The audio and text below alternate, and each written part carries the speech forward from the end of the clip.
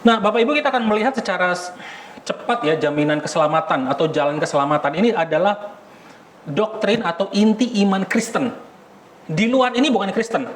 Hati-hati ya Bapak Ibu. Jalan keselamatan ini adalah inti atau doktrin iman Kristen. Gereja yang tidak mengakui berbagai prinsip-prinsip yang ada di teks ini Bapak Ibu itu bukan Kristen. Itu sesat. Saksi Yehova contohnya, Mormon contohnya. Advent masih menjadi bagian dari kita, Katolik dalam batas tertentu masih menjadi bagian kita. Karena nanti kita akan lihat ya, ada area-area di mana itu mereka masih mengatakan bahwa keselamatan itu hubungan dengan perbuatan baik. Nanti kita lihat bersama-sama. Nah, jadi saudara-saudara, dari semua keputusan yang pernah kita buat di masa hidup kita, keputusan apa yang paling membawa akibat paling besar, dampak paling besar? Keputusan apa? Coba kalau kita ingat-ingat, keputusan apa dalam hidup yang dampaknya itu udah sangat lama, sangat panjang dan besar, serius. Jangan-jangan mungkin ada keputusan yang fatal yang pernah kita ambil. Keputusan yang kita buat akan membuat hidup kita itu lebih baik atau lebih buruk, baik di masa kini atau di masa depan. Penyesalan satu hari, masak nasi menjadi bubur, seharian kita makan bubur. Ya atau enggak, mungkin beberapa jam, ganti langsung masak nasi. Atau enggak, taruh roti, kalau triknya, biar nanti bisa jadi nasi lagi. Kecuali kalau udah jadi bubur beneran, ya udah hancur. Penyesalan satu hari. Penyesalan 1 bulan, salah potong rambut, muka jadi aneh. Tapi bulan depan, puji Tuhan, rambut udah tumbuh, balik lagi normal. Apalagi kalau kita pilih barbershop, bukan barbershop kan mahal ya. Pangkas rambut jalan, wih, salah potong, udah meleset, aduh, mau komplain nggak enak kan? Udah diem aja, nanti bulan depan lagi tumbuh. Penyesalan 1 bulan. Penyesalan 1 tahun, tidak naik kelas, tidak lulus. Kita sedih, kita kecewa, kudu ngulang ke 1 tahun. Nah ya sudah, penyesalan 1 tahun, menunggu 1 tahun. Penyesalan seumur hidup. Apa Bapak Ibu? Jangan ngomong keselamatan dulu nih, enggak. Penyesalan seumur hidup. Pernikahan.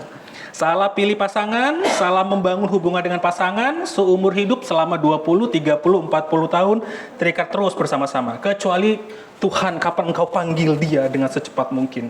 Ya penyesalannya tapi lumayan ya, 20 tahun ya. Tapi penyesalannya lumayan, 10 tahun, 20 tahun begitu ya. Jadi jangan lupa Bapak Ibu, kalau Bapak Ibu gak suka pasangan, tolong buatkan asuransi jiwa Bapak Ibu. Jadi nanti kalau sudah... itu off the record, ini beda, salah, bercanda. Nah, salah Bapak Ibu, ada satu penyesalan yang jauh lebih panjang lagi, yang sifatnya kekal dan berdampak sangat fatal, yaitu jika kita salah milih juru selamat. Jika kita salah milih juru selamat, ini bukan sekedar 10 tahun, 20 tahun, 30 tahun, 40 tahun, 50 tahun, tapi sifatnya kekal dan fatal. Sifatnya kekal dan fatal. Alkitab mengatakan bahwa jika kita salah memilih juru selamat, kita itu akan dijauhkan Tuhan dari kemuliaannya saat kita mati. Jadi saat kita mati, kita nggak akan hidup bersama-sama dengan Allah di surga, tapi kita akan dijauhkan. Nah, di Alkitab dikatakan itu adalah neraka. Akan terpisah hukuman. Sebagaimana malaikat-malaikat yang dulunya jatuh, yang disebut dengan setan, itu akan juga dihakimi pada penghakiman terakhir. Salah milih juru selamat akan berakibat fatal dan dampaknya serius. Nah, jadi Bapak Ibu, apakah kita itu sudah memikirkan dampak keputusan kita nih yang kita ambil sekarang sebagai orang percaya? Dan bahkan juga sebagai keluarga-keluarga kita ya, orang yang belum percaya kepada Yesus Kristus. Sudahkah mereka memikirkan keputusan yang berdampak kekal ini dengan sungguh-sungguh? Sebagian dari kita sudah percaya dan menjadi Kristen, dan apakah kita sudah benar-benar mengambil keputusan itu atau komitmen itu atau menyadari hal yang ini? Walaupun Allah memberikan jaminan keselamatan, tapi mungkin kita nggak begitu paham tentang jaminan yang Tuhan berikan. Mungkin, atau bahkan saya kadang-kadang pikir, waduh ini jemaat ada yang belum percaya nggak ya gitu. Kadang kan kita sudah nikah, bukan nikah, kita kan memiliki keluarga Kristen, khususnya bagi kita yang orang tuanya Kristen.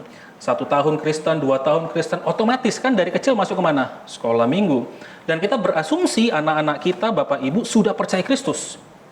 Rupanya, sampai nanti di kekekalan kita nggak menemukan dia. Nah Bapak Ibu, jadi ini sesuatu yang serius. Hanya karena dia anak kita, hanya karena dia mungkin mertua atau pasangan atau bahkan menantu kita yang notabene Kristen, itu belum tentu Bapak Ibu memiliki jaminan keselamatan. Jadi perlu pikirkan sekali lagi, ini benar nggak ya bahwa aku sudah mengambil sebuah keputusan yang memiliki dampak di kekekalan nantinya. Karena salah memilih juru selamat Bapak Ibu, konsekuensinya itu fatal. Konsekuensinya fatal. Ada dua pertanyaan yang harus menjadi bahan perenungan kita. Pertanyaan yang berkaitan dengan keputusan hidup. Nah, bagi Bapak Ibu yang pernah ngambil EE, pasti kenal pertanyaannya. Pertanyaan pertama, apakah kita tahu pasti bahwa kita akan bersama Tuhan di surga? Pasti ya Bapak Ibu ya, 100%. Atau jangan-jangan 85% lah. Pastinya 100% di sini artinya. Apakah kita tahu pasti? Jika kita meninggal dunia hari ini, apakah kita yakin 100% bahwa kita akan masuk surga? Kita nggak tahu, besok nggak hidup loh Bapak Ibu. Kita nggak tahu. Tapi kalau Tuhan panggil, yakin nggak masuk surga? Kadang-kadang orang itu ngomongnya Tuhan panggil. Ya Tuhan panggilnya kemana? Tuhan panggil mati sih Bapak Ibu, tapi endingnya kemana? Dan jika kita sampai ke surga itu, dan Tuhan bertanya, mengapa aku harus mengizinkan Bapak Ibu masuk ke surgaku? Apa jawaban kita? Oh, aku berbuat baik seumur hidupku. Aku sudah membuat begitu banyak yatim piatu itu hidup dengan bahagia. Oh, aku ke gereja setiap minggu Tuhan, aku melayani. Aku bahkan menjadi rohaniawan. Kan gua gembalanya Tuhan, gua pendetanya, gua rohaniawannya. Oh, ini pertanyaannya apa nih jawabannya? Nah, untuk menjawab pertanyaan-pertanyaan ini, kita akan melihat Bapak Ibu beberapa hal tentang inti iman Kristen. 4 kebenaran dasar. Rancangan Tuhan memuliakan dan mencerminkan Dia. Tuhan merancang kita untuk mencerminkan dan memuliakan Dia. Kedua, masalah manusia, bahwa kita itu manusia yang berdosa dan kita terhilang dari Allah. Yang ketiga, sekarang karena manusia udah ada masalah, solusi dari Tuhan apa?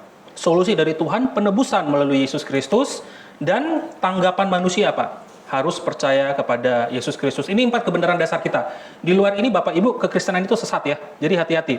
Bapak Ibu, apa membedakan sesat atau tidak? Mereka pilih. Barusan saya nonton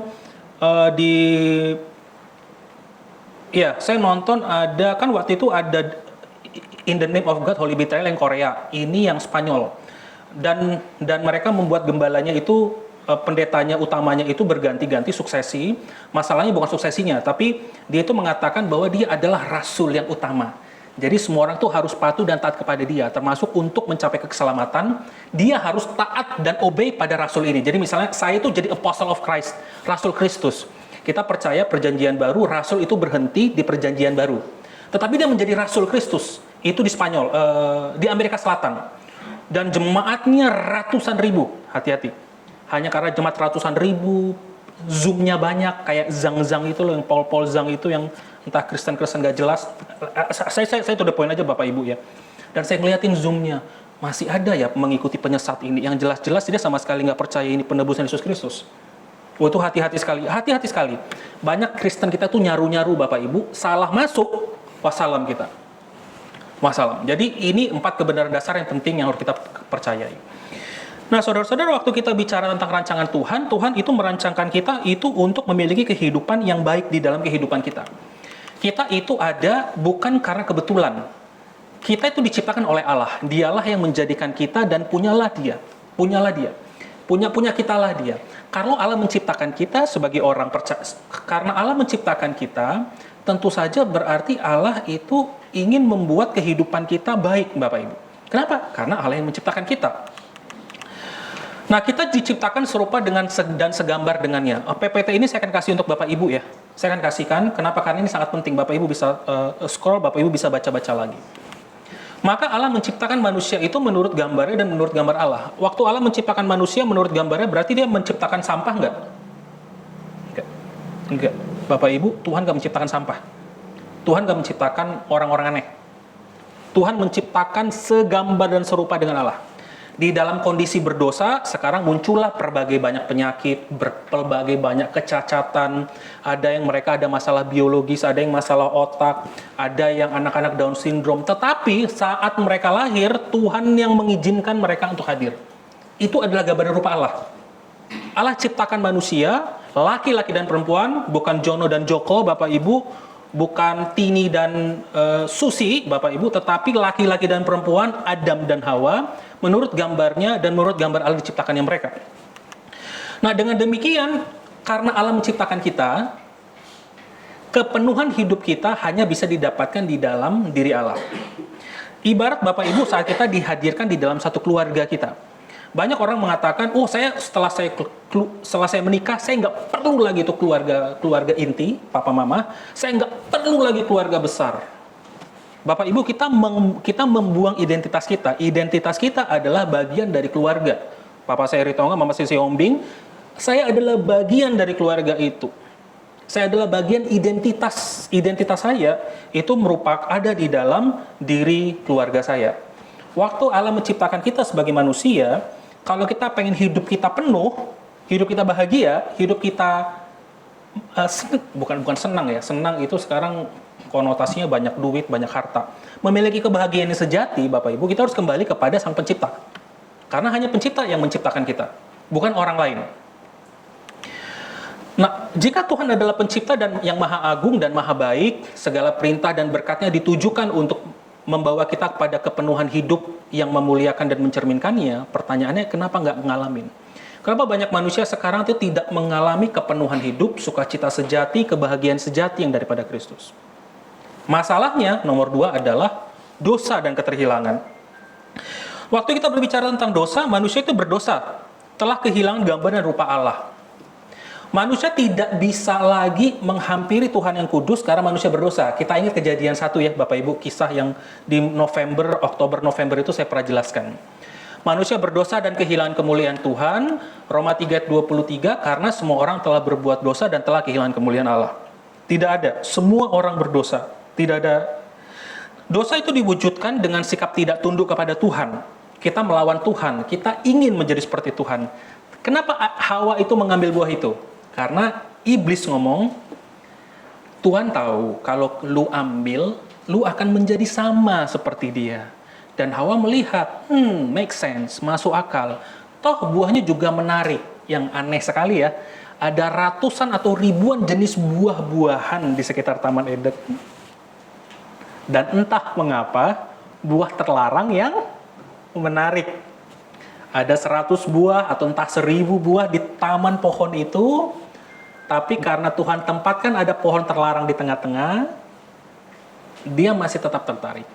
Hawa ingin rasanya seperti apa ya seperti Allah itu. Kita ingin menjadi seperti Allah. Makanya muncul berbagai agama, muncul berbagai keyakinan yang kita buat berdasarkan keinginan kita sendiri. Bapak Ibu. Semua manusia telah berbuat dosa dan telah kehilangan kemuliaan Allah. Karena itu, jika kita mengenalkan Yesus Kristus kepada orang-orang yang belum percaya, ngapain mereka mau percaya? Ya mereka sudah punya Allah mereka masing-masing. Mereka sudah percaya dengan Allah mereka masing-masing. Untuk apa aku punya Allah? Kalau di Amerika, udah nggak perlu percaya Allah lagi, ateis. Ngapain kau perlu percaya Allah? Aku mampu, aku sukses, aku berhasil, aku bisa dengan kekuatanku sendiri. Ngapain aku perlu Allah? Semua orang telah berbuat dosa telah kehilangan kemuliaan Allah. Dan itu nanti muncul dalam bentuk perilaku-perilaku.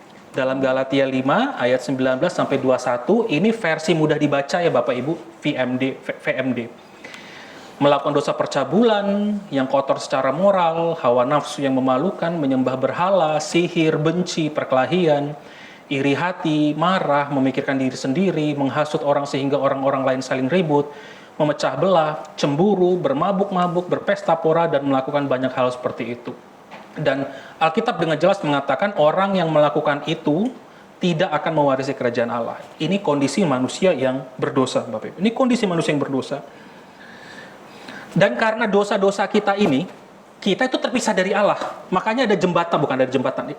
Bapak Ibu nih kalau gambarnya memang gampang sih, kayaknya lompatnya juga dekat ya. Tapi ini contoh biar jelas saja.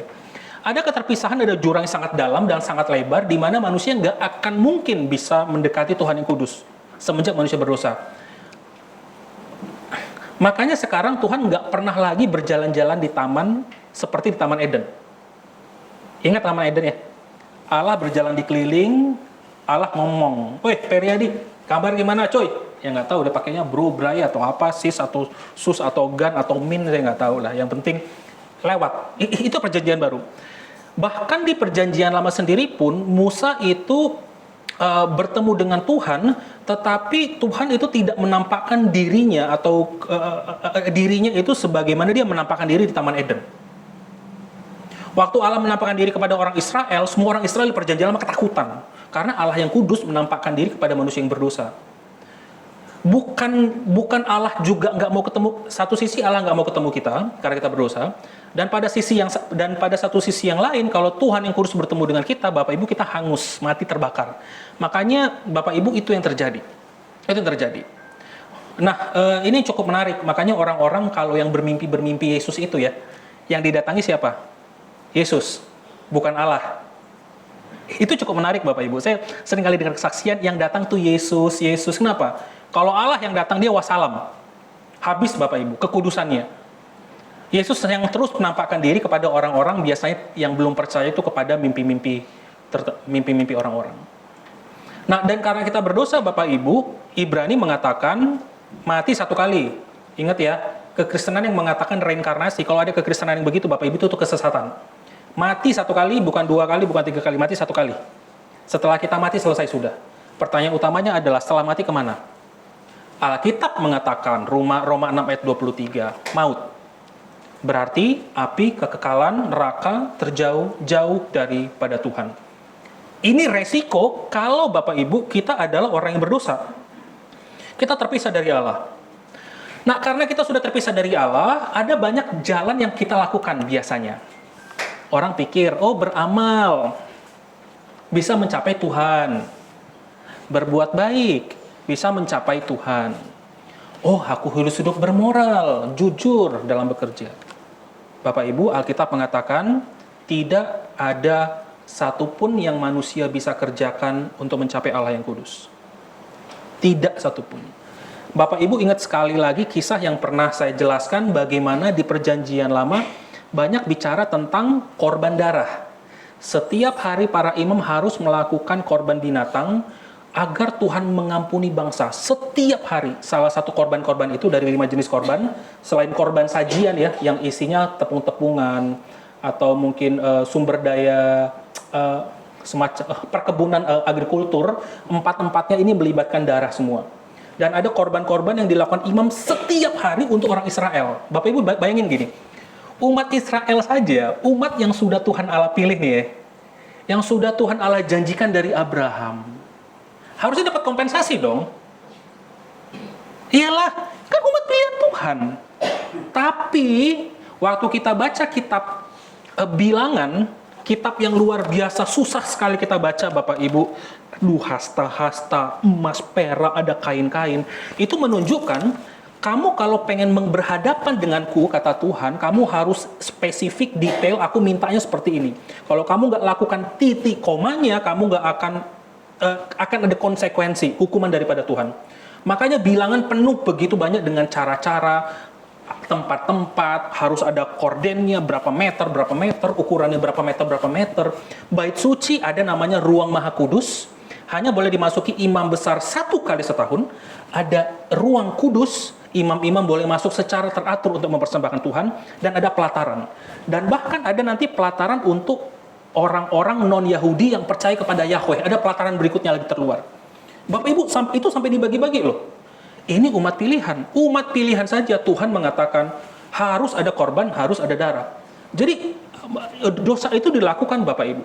Tidak ada satu hal pun yang bisa manusia lakukan untuk mencapai Allah. Mustahil. Umat pilihan Allah saja harus melakukan korban di perjanjian lama. Bapak Ibu nggak ada perbuatan baik.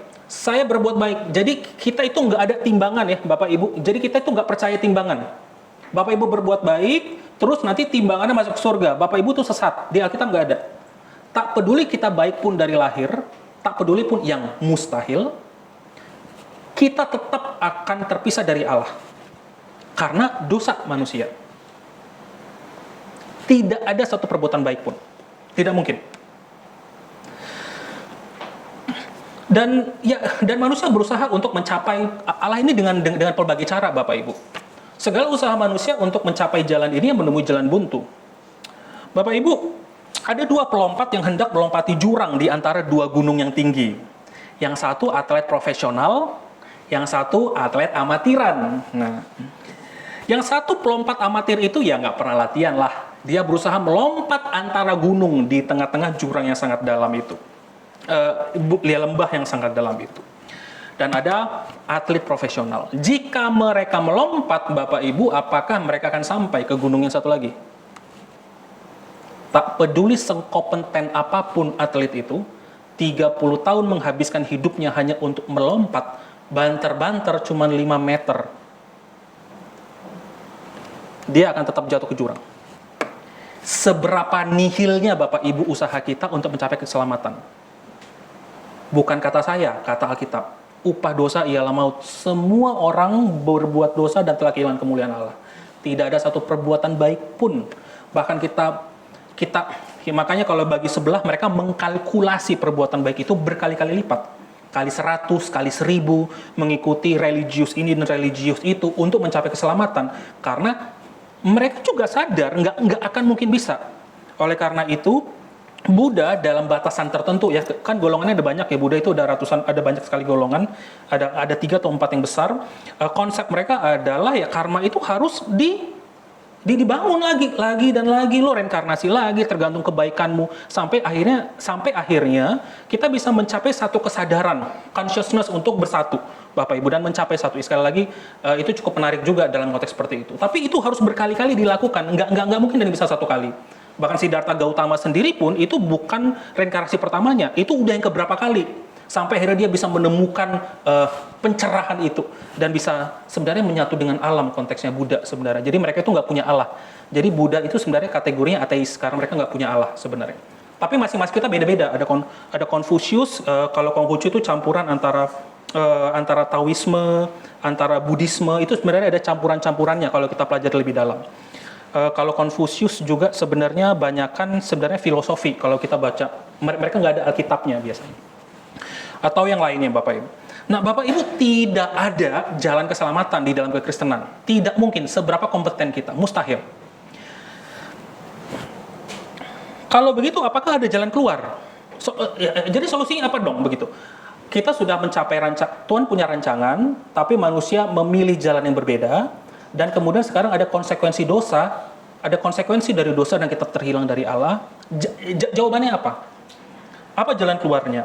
Nah, ada bukan konsep. Di Alkitab itu, Tuhan kita memiliki banyak karakter ya, banyak sifat.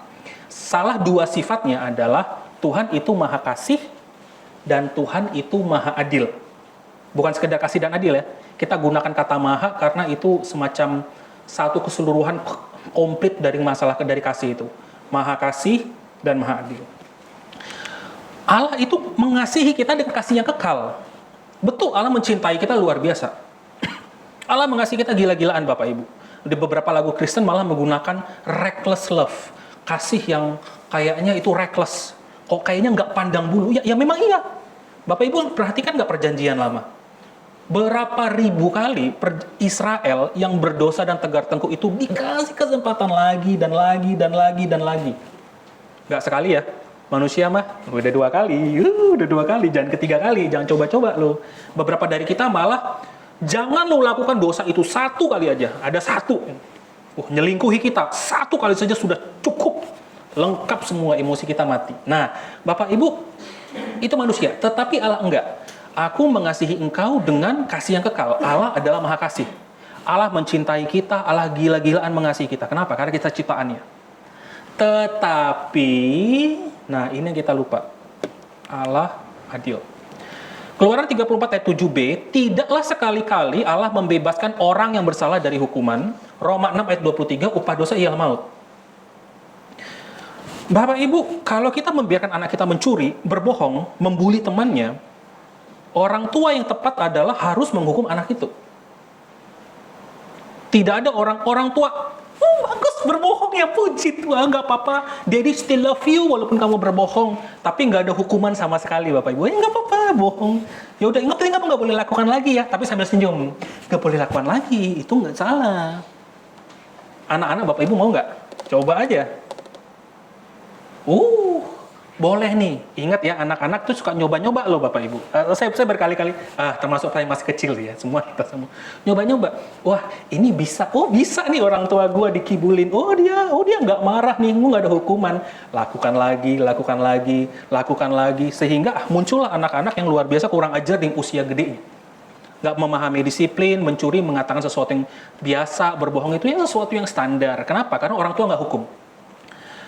Nah Allah itu kasih dan adil. Allah mengasihi manusia. Harusnya Allah nggak mungkin dong memasukkan manusia ke neraka. Benar ya? Betul dong? Allah kan katanya mencintai dunia, mengasihi semua orang. Nggak adil Allah masukin kita ke neraka. Allah itu jahat. Oh, tapi jangan lupa, Allah itu bukan manusia, bukan pribadi yang seperti manusia. Bukan pribadi seperti manusia. Allah itu pribadi yang juga memiliki keadilan. Orang yang bersalah harus dihukum. Di perjanjian lama, kalau kita ingat lagi perjanjian lama, ingat hukuman Allah banyak ya, bilangan 22. Ingat ya Bapak Ibu. Ada 15 ayat isinya berkat indah-indah yang kita suka semuanya mau. Tapi ada sekitar 40 ayat kutukan. Allah mengasihi bangsa Israel, tapi kalau Israel tetap berdosa lagi dan lagi dan lagi, Allah tidak segan-segan membuang umatnya. Itu ditunjukkan bahwa Allah membuang Israel utara dan Israel selatan kepada bangsa Asyur dan bangsa Babel. Tapi ingat, Allah nggak membuang mereka hanya karena satu kali dosa ya. Mereka sudah berdosa berkali-kali, berdosa puluhan tahun, sampai akhirnya Tuhan udah gerah, ini manusia nggak tobat-tobat, dihukum. Yang nanti kalau kita baca di Yesaya selalu ada kabar baik. Aku akan menebusmu kembali. Jadi ada kasih dan adil. Allah kita nggak bisa sepenuhnya kasih, Bapak Ibu. Jadi kita harus ingat ini. Nah, karena ini menjadi masalah nanti di luar sana. Allahmu itu Allahnya kasih, tapi kok mengizinkan orang neraka? Ngomong, Allah kami juga adil. Lu kalau punya anak, kasih contoh anak itu. Orang tua yang hanya mengasihi, coba lihat aja anaknya jadi apa Bapak Ibu. Harus ada keadilan. Jadi kita memberikan hukuman atau disiplin karena kasih kepada anak kita. Nah Allah harus memberikan hukuman. Jadi penyelesaiannya gimana dong kalau udah kayak begini? Nah ini kan jadi dilema nih ya, seakan-akan jadi dilema. Itu terus mau gimana? Udah, ampuni saja. Enggak. Di perjanjian lama sudah ada referensi yang berkali-kali diucapkan tentang korban yang disembelih Bapak Ibu di Alkitab. Korban yang disembelih di dalam Alkitab. Oleh karena itu ada namanya penebusan Kristus Yesus. Disinilah kasih Allah dan keadilan Allah Bapak Ibu disatukan. Oke ya, kasih Allah dan keadilan Allah itu disatukan di dalam penebusan Kristus. Allah mengasihi manusia, makanya Allah mengirimkan Yesus Kristus lahir ke dalam dunia dan mati untuk kita. Pada saat yang sama, waktu Yesus disalib, jadi pada momen Yesus disalib, dosa dunia di masa kini, masa sekarang, dan masa akan datang itu ditimpakan kepada Yesus. Makanya waktu Yesus meninggal, kan Yesus ngomong begini, Eli, Eli, lama sabachthani. Allahku, Allahku, mengapa kau meninggalkan aku? Yesus tidak pernah lepas koneksi dari Allah seumur hidupnya. Tidak pernah. Tapi di momen waktu dia disalibkan, Yesus mengatakan, Allahku, Allahku, mengapa kau meninggalkanku? Di titik itu, semua dosa di masa lalu, masa sekarang, dan masa yang akan datang, termasuk masa sekarang, ditimpakan kepada Yesus Kristus. Melalui Yesus Kristus. Makanya Yohanes 3:16 berkata, karena begitu besar kasih Allah akan dunia ini, Allah mengaruniakan anaknya yang tunggal supaya setiap orang yang percaya kepadanya tidak binasa, melainkan beroleh hidup yang kekal. Hanya melalui Yesus Kristus. Ada jalan keselamatan lain nggak? Nggak ada. Bapak Ibu, jalan keselamatan hanya satu. Yesus Kristus. Bukan Yesus Kristus dan sakramen. Mohon maaf untuk yang bagi kita yang ada saudara Katolik. Bagi mereka sakramen menyelamatkan. Jika Bapak Ibu tidak melakukan sakramen, itu Bapak Ibu tidak diselamatkan. Makanya orang-orang biasanya kalau kita lagi mau meninggal, biasanya cepat-cepat itu sakramen yang apa namanya saya lupa itu yang untuk pengurapan yang terakhirnya. Cepat buru-buru karena bagi mereka itu penting untuk masuk ke keselamatan. Tapi di Alkitab tidak satu kali pun disebutkan keselamatan itu harus dengan sakramen, perbuatan baik apalagi. Hanya melalui percaya kepada Yesus Kristus, anaknya yang tunggal. Roma 5 ayat 8, akan tetapi Allah menunjukkan kasihnya kepada kita oleh karena sakramen telah mati untuk kita ketika kita masih berdosa. Enggak. Oleh karena Kristus telah mati untuk kita ketika kita masih berdosa. Bapak Ibu, sekali lagi, waktu saya mengatakan ini bukan kita akhirnya, benci, sesat. Enggak, Bapak Ibu, kita harus hati-hati membedakan mana yang pengajaran Alkitab, mana yang enggak. Kita menerima mereka sebagai orang-orang percaya lainnya, sama seperti tetangga-tetangga kita. Mereka manusia, Bapak Ibu mereka bekerja, berikan gaji sepatutnya dan selayaknya. Berikan senyuman, Pak, pagi Pak, siang Pak, senyum mereka. Tetapi kita harus sadar bahwa kekristenan itu eksklusif. Alkitab mengatakan keselamatan dan jalan keselamatan hanya melalui Yesus Kristus. Tidak dari perbuatan baik, tidak dari sakramen, tidak plus. Nanti banyak Bapak Ibu ketemu kekristenan seperti ini. Perbuatan iman pada Yesus plus mengikuti sabat, plus ke gereja, plus menjadi pelayan Tuhan, plus dan itu biasanya sangat Bapak Ibu kalau nggak itu biasa sangat halus tuh, itu biasa nggak gitu kelihatan. Tapi jalan keselamatan kita hanya melalui Yesus Kristus. Yesus sendiri yang mengatakan, akulah jalan dan kebenaran dan hidup, tidak ada seorang pun yang dapat datang kepada Bapa kalau tidak melalui aku. Bapak Ibu, ini penebusan yang Yesus Kristus berikan kepada kita. Nah, karena Yesus adalah manusia sejati dan tidak berdosa, maka Yesus dapat mewakili manusia untuk menanggung hukuman dosa. Di perjanjian lama binatang, sekarang harus manusia. Manusia ganti manusia. Tapi semua manusia berdosa. 10 pendeta mati untuk Bapak Ibu tidak akan mungkin menyelamatkan kita ke surga. Karena pendeta juga berdosa. Yesus manusia dan harus tidak berdosa. Pada saat yang sama, Yesus juga Tuhan, makanya ia bisa menanggung dosa masa lampau, masa sekarang, dan masa yang akan datang.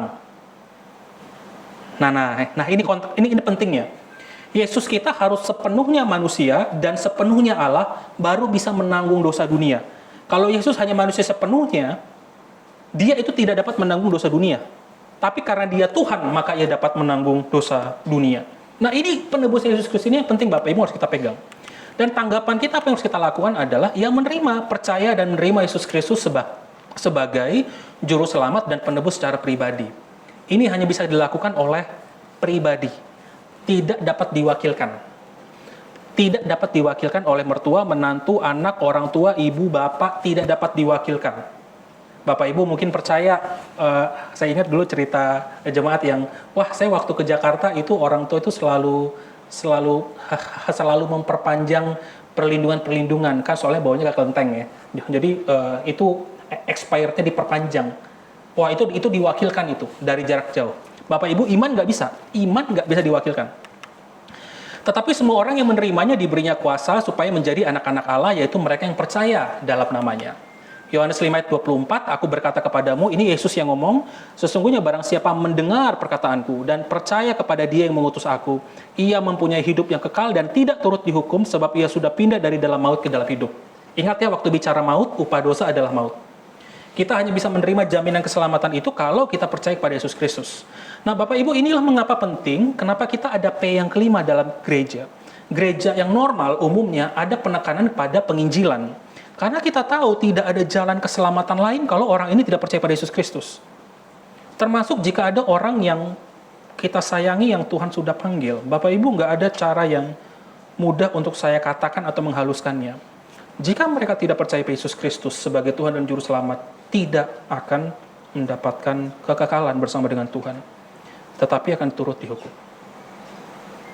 Inilah yang membuat kita harusnya berapi-api untuk Tuhan tolong. Istriku belum, anakku belum, anakku kayaknya sudah, tapi kayaknya belum, kayaknya ragu-ragu aku ini Tuhan. Jangan-jangan loh, waduh kakekku nih, nenekku nih, gimana? Mereka sudah percaya belum? Itu mengapa kita memberitakan Injil, kita mendoakan mereka, kita betul-betul serius. Jadi Bapak Ibu waktu kita mau ngundang orang ke gereja itu bukan sekedar ini ya Bapak Ibu ya. Bapak Ibu jadi tolong hati-hati. Wah biar penuh ya, biar rame. Ya saya juga senang, semua kita senang ya Bapak Ibu ya. Tapi tolong ingat baik-baik. Ini bukan masalah mereka ke gereja atau tidak, percaya kepada Tuhan atau tidak. Nah waktu mereka datang ke gereja lah, mereka nanti mulai terekspos dengan kebenaran Injil itu. Nah Bapak Ibu, ini yang harus kita pegang. Iman kepada Yesus Kristus, dan kita harus beriman kepada Yesus Kristus. Nah, waktu kita bicara beriman atau percaya itu bentuknya seperti apa? Contohnya, kita ambil ilustrasi pernikahan ya. Orang itu tahu kalau orang itu mau mengambil komitmen dalam menikah, ibaratnya ya, komitmen percaya Yesus Kristus ya, komitmen menikah, kita membutuhkan 3 hal. Pertama, kita butuh kita harus memiliki pikiran, kita tahu keberadaannya, kita mengenal pribadinya sebelum menikah. Makanya pacaran jangan cepat-cepat, kenali dulu Bapak Ibu ya. Tolong kenali baik-baik. Yang kedua, perasaan. Kalau nggak ada cinta, nggak ada, aku rindu nggak ya melewatkan hidup bersama-sama dengan dia selama 30-40 tahun. Ya walaupun sekarang kadang-kadang masih ada zaman Siti Nurbaya juga sih. Yang penting udah nikah aja dulu, nanti perasaan hadir nanti. Cuman biasanya itu tidak begitu lasting ya Bapak Ibu, karena semua pernikahan itu membutuhkan elemen romantisme biasanya. Ada butuh perasaan, itu butuh ada. Aku pengen hidup bersama-sama dia dengan selama-lamanya, bukan karena masalah bisnis, bukan karena masalah kenalan, atau karena usia sudah 70 tahun terus mau menikah. Ya saya ambil 70 ya Bapak Ibu ya, biar panjang-panjang aja. Dan juga membutuhkan kehendak. Wah, saya mau nggak melamar dia, saya mau nggak berkomitmen seumur hidup dengan dia. Sama dengan menikah, waktu kita beriman kepada Yesus Kristus, kita membutuhkan pikiran, perasaan, dan kehendak. Nah, Bapak Ibu, jadi tolong evaluasi, saya sampai saat ini, mana yang saya miliki. Yang pertama, pikiran, kita sadar nggak akan dosa kita, dan kita tahu akan penebusan Kristus. Kebanyakan dari kita mungkin sudah datang ke gereja karena sudah otomatis ya, karena udah ikut. Tapi saya agak sedikit khawatir Bapak Ibu, nah ini kekhawatiran saya sebenarnya paling besar. Kita sadar nggak ya dosa-dosa kita nih? Ini salah satu yang paling signifikan karena kalau kita tidak menyadari bahwa kita berhutang 100 triliun kepada seseorang, dan seseorang itu akan mengampuni utang saya 100 triliun, tidak akan ada rasa ucapan syukur, terima kasih, berlutut, bahkan mau menyembah orang itu karena utang kita terbayar. Kebanyakan kita sebagai orang percaya, karena termasuk saya yang KTP-nya Kristen Bapak Ibu, dari lahir sekolah minggu, perlu ada kelahiran baru kembali. Percaya, sadar nggak ini ada dosa? Jadi datang kepada Tuhan itu ya karena aku sudah Kristen, ya mau gimana lagi? Enggak. Waktu kita beriman kepada Kristus, kita harus menyadari bahwa Yesus itu menebus dosa-dosa kita. Bapak Ibu harus menebus dosa-dosa kita. Ada kesadaran akan dosa, dan hanya Yesus Kristus yang dapat mengampuninya. Dan tahu akan penebusan, dan Bapak Ibu sudah bahas. Nah ini kita sudah bahas tadi dari awal. Bapak Ibu sudah tahu, tapi sadar nggak? Kehendak setelah kita sadar harus bertobat dari dosa dan berserah diri kepada Yesus Kristus. Orang tidak akan bertobat kalau nggak merasa dirinya dosa. Bapak Ibu merasa nggak berbohong kecil itu dosa di hadapan Tuhan, dan Tuhan membenci dosa itu, dan hanya dosa berhutang, dosa berbohong itu pun Tuhan sudah melayakkan kita masukkan ke neraka. Kalau kita masih katakan, enggak lah, kayaknya dosa berbohong yang sekecil itu Tuhan enggak lah, Tuhan enggak anggap. Nah, ini ada problem. Ini berarti kita ada problem. Berarti kita ada problem di pikiran. Berarti hal-hal seperti itu kita nggak anggap dosa. Jadi Bapak Ibu renungkan sekali lagi. Dan perasaan Bapak Ibu harus berduka akan dosa. Jadi waktu kita beriman, kita sadar akan dosa, kita bertobat dari dosa, dan kita berduka akan dosa kita. Kita bisa jatuh berkali-kali. Kita bisa berkali-kali, sialan itu istri saya. Bisa loh Bapak Ibu berkali-kali. Sama seperti saya dalam pernikahan 2 tahun, waduh, kesel. Ya konflik aja Bapak Ibu, sayang mas sayang, konflik juga. Ya kan sama aja kan, sama dalam pernikahan. Teman-teman juga, jengkel juga. Itu dosa loh Bapak Ibu. Tapi kalau orang Kristen yang sejati tidak mungkin akan menghidupkan dosa itu berturut-turut. Makanya tidak mungkin akan ada perpecahan keluarga yang besar. Bapak Ibu pahami konsep ini. Tidak akan mungkin ada konflik yang membesar di dalam keluarga kita sehingga kita harus mungkin pisah rumah atau pisah ranjang. Biasanya mulai dari pisah ranjang dulu ya, karena beda kamar. Itu semua rata-rata kayak begitu. Pisah ranjang dulu, terus nanti pisah rumah, terus nanti masuk ke dalam perceraian. Jadi saya sedih. Teman saya sudah memformalkan perceraiannya dengan istrinya. Dia Kristen, dia pernah 3 tahun di sekolah teologi ya. Saya sedih ya, karena koko ini juga baik, walaupun dia ada keunikannya. Bagi saya sedih. Saya kalau lihat teman-teman saya kayak, aduh Tuhan, ya udahlah gitu. Mungkin perjalanan hidup masing-masing orang beda. Yang penting kan habis itu dia ngelaluinya lah, tinggal gimana ya.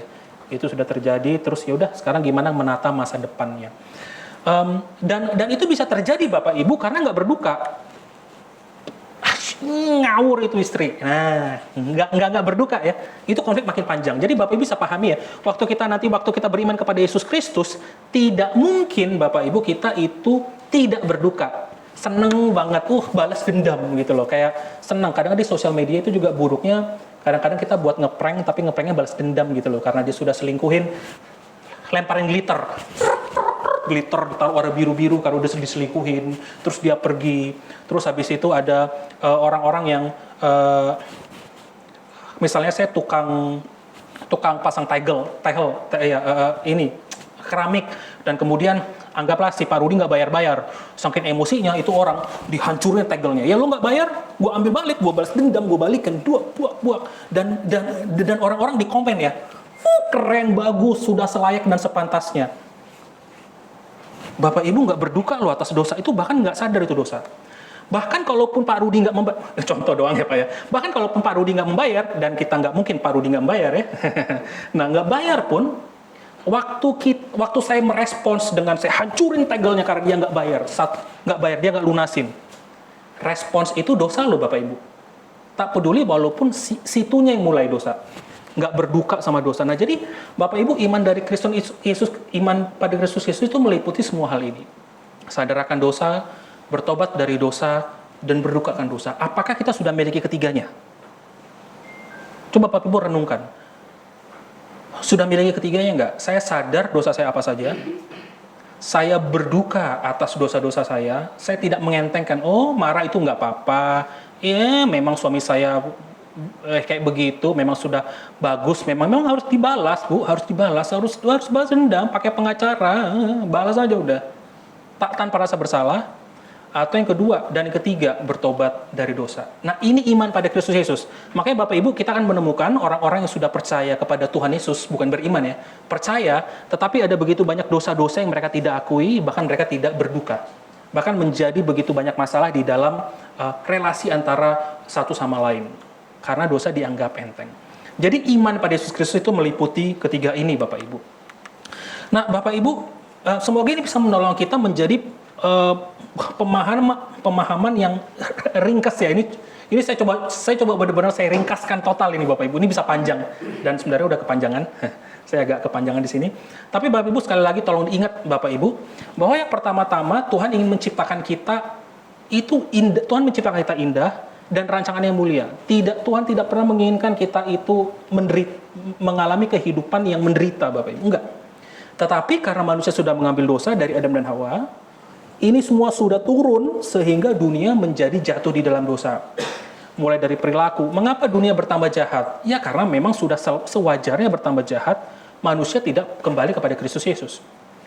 Kemudian apa penyelesaian dari Tuhan? Penyelesaian dari Tuhan harus ada solusi. Harus ada solusi. Solusi dari kekristenan, Alkitab menyatakan hanya ada satu solusi dan satu solusi saja. Banyak jalan ke Roma, satu jalan keselamatan. Banyak jalan ke Roma, satu jalan keselamatan. Bapak Ibu ingat. Penebusan melalui Yesus Kristus. Dan manusia dipanggil untuk menanggapi. Aku mau percaya nggak pada Yesus Kristus? Aku mau sadar nggak akan dosaku? Aku berduka atas dosaku dan aku bertobat dari dosaku. Menyerahkan hidupku sepenuhnya kepada Kristus. Pada titik inilah baru kita cukup yakin. Saya nggak bisa mengatakan yakin sepenuhnya ya. Cukup yakin bahwa saat ini saya sudah mengalami kelahiran baru. Dan waktu saya mati, saya akan berada bersama-sama dengan Tuhan di surga. Karena kita memiliki ketiga-tiganya. Sadar akan dosa, berduka akan dosa, dan bertobat dari dosa. Dan semoga ini memberikan kita, Bapak Ibu, satu gairah ya untuk melihat, dia belum percaya nih, ada istri, ada pasangan, ada anak, ada om, ada tante. Kemarin kami ngunjungin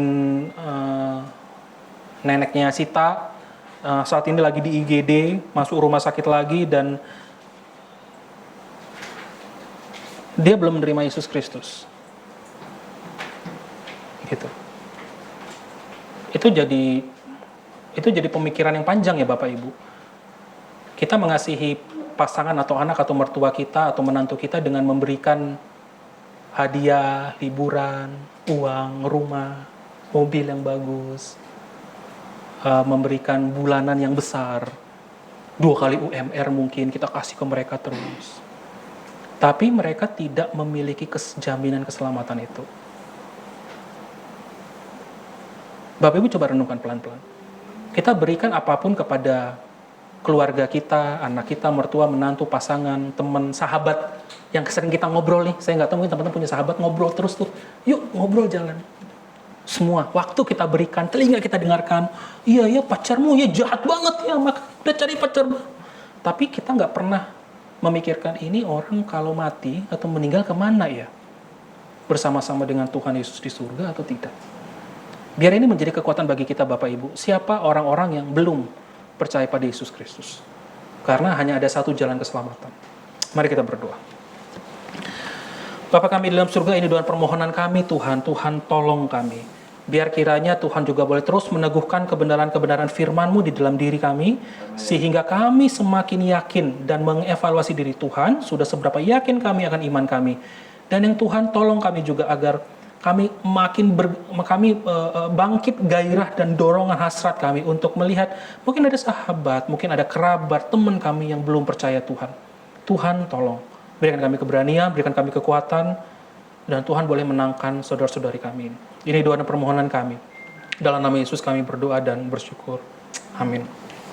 Bapak Ibu, sebagai tambahan sebelum kita perjamuan kudus, di bawah itu, karena ini kita bicara tentang doktrin, saya akan kasih PPT, dan juga saya sudah cetakkan ada 11 bahan renungan, 11 kopi. Kalau Bapak Ibu mau, nanti Bapak Ibu ngomong. Satu bahan renungan ini terdiri dari 7 renungan harian. Oke ya, Bapak Ibu, jadi saya minta Bapak Ibu membaca dan merenungkan ini setidak-tidaknya 7 kali. Masih ada 23 hari. Mudah-mudahan ini bisa menolong kita untuk bisa menguatkan kebenaran yang tadi saya sudah jelaskan. Jadi ini ada 7 bahan renungan, jangan dihabisin ya. 1 hari 1. Atau mau 2 hari sekali 1. Ada 11 kopi di bawah. Yang Bapak Ibu nggak demen laptopan, ambil kertasnya. Bagi teman-teman yang sudah terbiasa pakai PDF, tinggal tunggu tanggal mainnya. Nanti saya akan kirimkan PDF-nya ke teman-teman. Nanti baca. Renungan harian. Saya sudah berikan ayat Alkitabnya di depan. Ayat Alkitabnya dalam versi mudah dibaca, bukan terjemahan baru. Yang Bapak Ibu pegang ini TB1. Yang saya kasih kepada teman-teman yang waktu itu dibaptis itu TB2, versi 2. Ini versi mudah dibaca, jadi bacaannya itu lebih bahasa sehari-hari, dan yang kedua bisa menolong kita untuk tidak begitu bosan. Kadang-kadang kita baca Alkitab, kalau kata-katanya sama kan mungkin agak kurang konsentrasi. Kemudian nanti bahan renungan, dan habis itu nanti ada pertanyaannya. Ini bahan ini saya adaptasi sepenuhnya dari bahannya kambium, bahannya berakar. Gitu. Jadi kita ini akan sistematis. Hanya ada 7 renungan, tiap hari silakan. 2 hari sekali silakan, 3 hari sekali silakan, tapi tolong dihabiskan sebelum Januari ini berakhir. Hanya ada 7 bahan renungan. Selebihnya Bapak Ibu gunakanlah bahan renungan yang lain ya. Silakan gunakan bahan renungan yang lain. Mau baca Alkitab kayak, mau mana sorgawi kayak, mau santapan harian atau yang lainnya nanti silakan. Bapak Ibu.